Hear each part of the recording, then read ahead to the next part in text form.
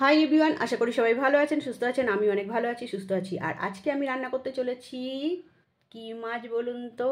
আশা করি দেখে বুঝেই নিয়েছেন।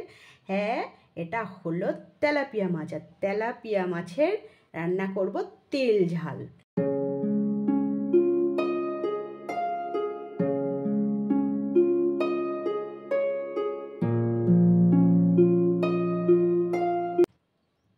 একদম মাখো মাখো হবে ব্যাপারটা। ও যা জমে যাবে না! তেলাপিয়া মাছের তেল ঝাল কিন্তু দারুণ লাগে খেতে। তো আজকে কিভাবে বানাচ্ছি সেটা অবশ্যই আপনাদের সঙ্গে শেয়ার করবো। আর পুরো ভিডিওটা কিন্তু আপনারা দেখবেন, স্কিপ করবেন না। স্কিপ করলে অনেক কিছু মিস হয়ে যায়, এই জন্য স্কিপ করবেন না। আর ভিডিওটা পছন্দ হলে তো লাইক করবেন, প্রচুর প্রচুর প্রচুর শেয়ার করে দেবেন, ঠিক আছে? তো চলুন দেখাতে থাকি। আর এই মাছটা কিন্তু কেটে ধুয়ে নেওয়া হয়েছে। এখন এর মধ্যে নুন হলুদ মাখিয়ে নেবো। প্রথমেই মাছের মধ্যে দিয়ে দেবো নুন। এই যে নুন দিয়ে দিয়েছি। এবারে দিয়ে দেবো পরিমাণ মতন হলুদ, আর দিয়ে দিব সামান্য একটু তেল। এবারে মাছটা নুন হলুদ তেল ভালো করে মাখিয়ে নিতে হবে।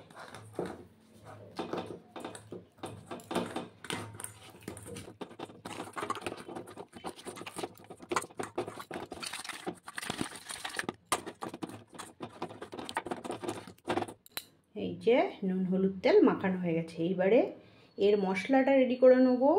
আর যা যা বাকি আছে কাজ সেটাও কমপ্লিট করে নেব।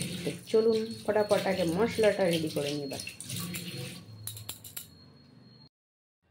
এইবারে কিন্তু মাছের মশলাটা পেস্ট করে নিতে হবে। এখানে নেওয়া হয়েছে কি কি দেখুন: জিরে, গোটা জিরে, ধনে, আর সামান্য একটু সর্ষে।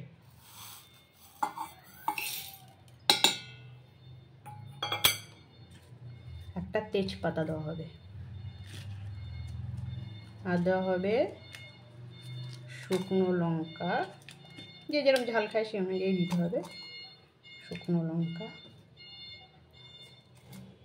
আদা এক টুকরো, আদা হবে রসুন,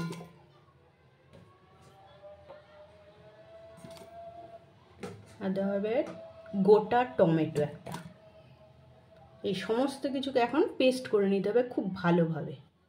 তো চলুন আগে পেস্ট করে নিই এটা। মশলার পেস্ট রেডি হয়ে গেছে। এই যে সমস্ত কিছু বেশ ভালোভাবে পেস্ট করা হয়ে গেছে। এখন একটু পেঁয়াজ কেটে নেব। একদম পেঁয়াজটাকে কুচি কুচি করে কেটে নিতে হবে।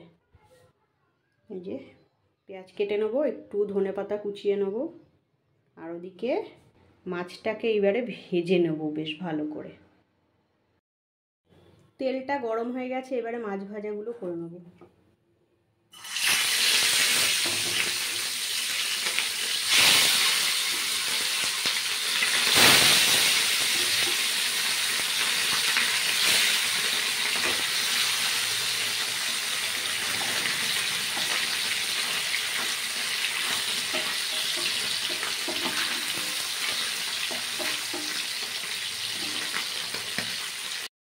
পেঁয়াজ কুচিয়ে নিয়েছি, আর এখানে নিয়ে নিয়েছি ধনেপাতা। ধনেপাতাটাও কুচিয়ে নিয়েছি। আর এদিকে মাছ ভাজা এক পিঠ হয়ে গেছে, এখন এটাকে উল্টে দিতে হবে।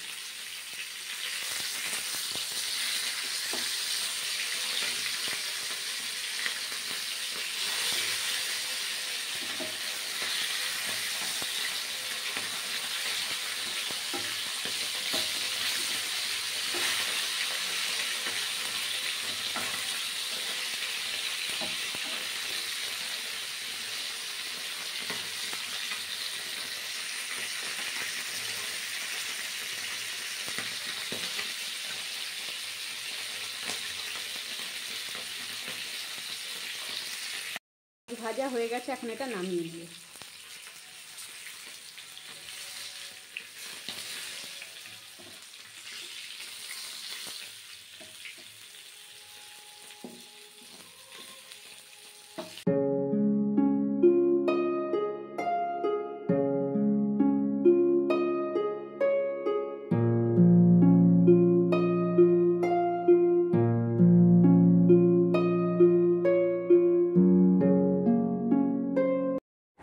মাছ ভাজা হয়ে গেছে। এইবার ওই মাছ ভাজার তেলের মধ্যেই কিন্তু পেঁয়াজগুলোকে ভাজা করে নিতে হবে। হালকা একটু বাদামি বাদামি কালার হলেই পেঁয়াজটা তারপরে ওর মধ্যে মশলা দিয়ে কষাতে হবে। তো পেঁয়াজটা এখন আগে ভাজা করে নিই।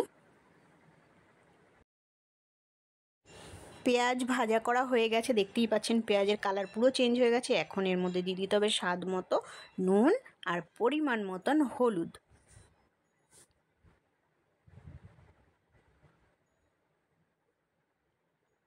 এবারে হলুদ দেওয়ার পরে কিন্তু হালকা একটু ফ্রাই করতে হবে, খুবই হালকা করে দিয়ে হালকা ভেজে নিয়ে এইবারে বেটে রাখা এই যে মশলাটা দিয়ে দিতে হবে, দিয়ে বেশ ভালো করে কষাতে হবে। এবার মশলার বাটিটা ধুয়ে সামান্য একটু জল দেবো। মশলার বাটিটা ধুয়ে সামান্য একটু জল এইভাবে দিয়ে দেওয়া হলো।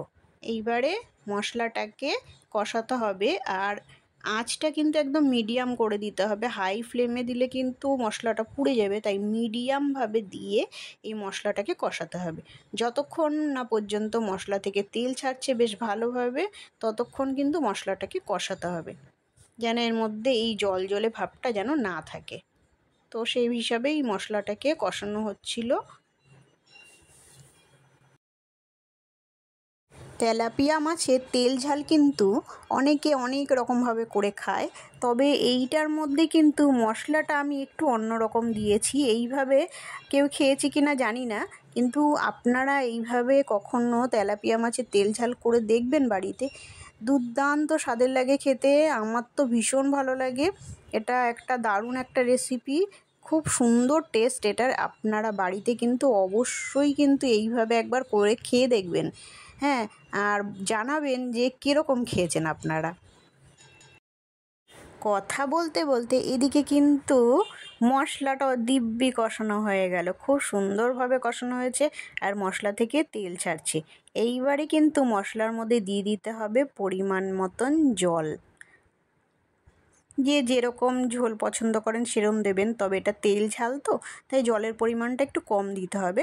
এমনভাবে মেপে দিতে হবে যেন মাছটা ফুটবে বেশ সুন্দর, মাছের মধ্যে যাতে তেল মশলা সব কিছু ঢোকে, সেই হিসাবে খুব অল্প পরিমাণেই জল দিলে এটা খেতে বেশি ভালো হয় আর কি। তো এবারে মাছগুলো দিয়ে দিতে হবে একবারে জল দিয়েই, যেহেতু এর মধ্যে আলু টালু কিছু পড়েনি, মাছটা কিন্তু এই ঝোলের সঙ্গে বেশ সুন্দর ফুটলে খুব ভালো টেস্ট হয় মাছের মধ্যে, সেই জন্য একবারেই জলটা দিয়েই মাছটা কিন্তু দিয়ে দিলাম।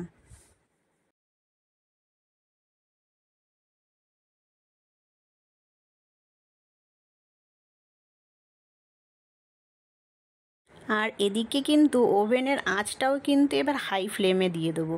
এখন আর মিডিয়াম রাখবো না, হাই ফ্লেমে দিলে কি হবে, বেশ ভালো টকবক করে ফুটলে না মাছের মধ্যে এই মশলার টেস্টটা খুব সুন্দরভাবে যায়।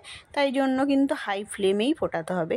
একবারেই একটুখানি উল্টে পাল্টেই তারপরে এটা দিয়ে দেবো, মানে রেখে দেবো আর কি কিছুক্ষণ, বেশ সুন্দর ফুটবে, তাহলে টেস্টটা ভালো হয়, তো তাই একটুখানি সময় রেখে দেবো এটা। 10 মিনিট কিন্তু বেশ ভালোভাবেই ফোটানো হয়েছে, আর কিন্তু মাছের তেল ঝাল রেডি হয়ে গেছে। এখন নামানোর আগে দিয়ে দিতে হবে কুচনো ধনেপাতা।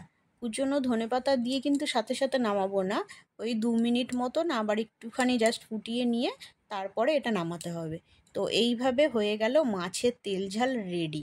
এটা খেতে খুবই সুন্দর লাগে, আপনারাও বাড়িতে এইভাবে তৈরি করে খেয়ে দেখবেন, আশা করি আপনাদের ভালো লাগবে। মাছের তেল ঝাল, তেলাপিয়া মাছের তেল ঝাল আর কি, খুবই ভালো লাগবে। তো আজকে এই ব্লগটা এখানেই শেষ করছি, ঠিক আছে?